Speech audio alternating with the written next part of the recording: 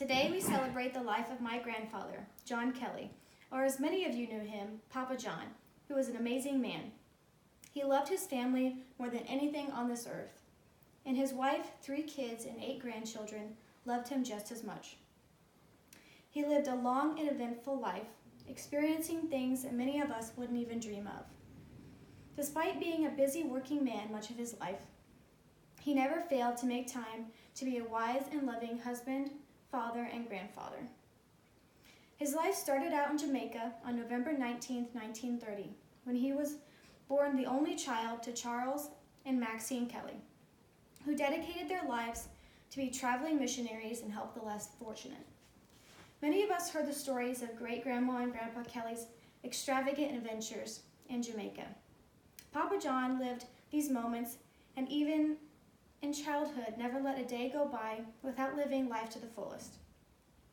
From learning to swim at the age of 4 on the beaches in Jamaica, to living through some of the worst hurricanes in history on those same beaches. I remember one story in particular where a large and unexpected tidal wave formed while John and his childhood friends were swimming with makeshift flotation devices.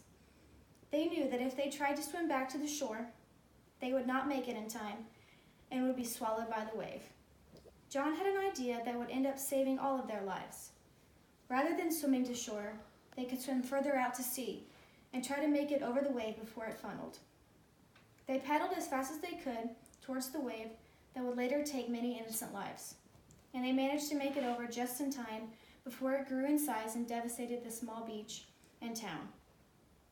Stories like this prove just how smart John was, even as a young child. At the age of 13, John's parents moved him back to the States so that he could gain the benefits of an American education. They joined family in a small town in Otter Tail County, Minnesota. Many of you have heard of this place because it has been a family tradition to visit there every year since they moved there.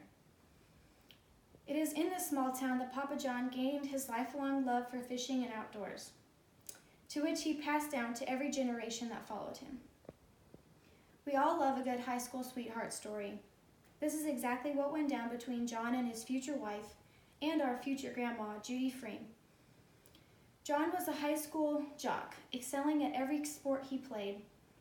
Stereotypes nowadays would label any high school jock as stuck up and mean, but John was far from it.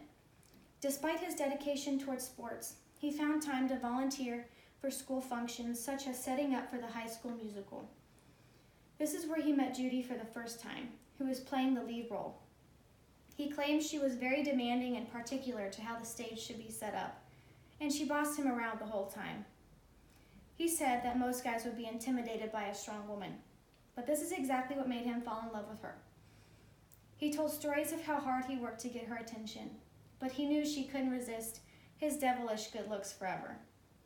Soon she was cheering him on in the front row at every game, and he was always the first to buy a ticket to every school play or musical. Their love was strong and unbreakable. They married when they were only 18. They may have been young, but they knew what they wanted. For nearly 65 years, their love prospered up until the day Grandma Judy passed on from cancer.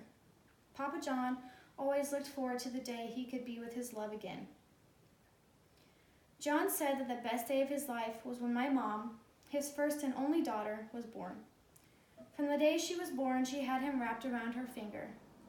2 short years later, the twins were born, his 2 beloved sons, one of which many of us never got the chance to meet due to a young and untimely death.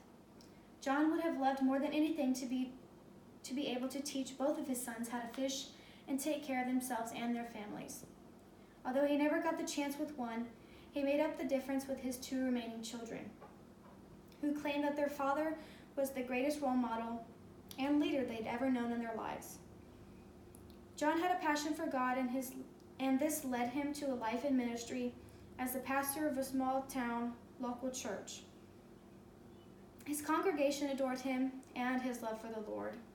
Many claim that John changed their perspectives on life, and he never failed to be there in times of need. One person in particular claims But John saved his life by leading him to God at a time when self-harm seemed like the only option. John never judged, he never boasted. He simply lived, learned, and loved, and spread his joy and positivity to everyone around him. At the age of 89, most would expect a person to be limited in their abilities, but John refused to let any physical barriers stand in his way, and he was one of the healthiest 89-year-olds I ever met. The car accident took his life too soon, but we know he can hold hands with his wife and son again. We know he loves his new life now just as much as he loved his old one. In the hospital after the accident, as his life was coming to an end, he said to his loved ones in the room, "Don't cry for me. I'll see you all again someday. Just know that I'll be waiting patiently, and in the meantime, I'll be fishing side by side with Jesus." Now we too can look forward to the day we get to join Papa John in heaven. We love you, Papa John. Rest in peace.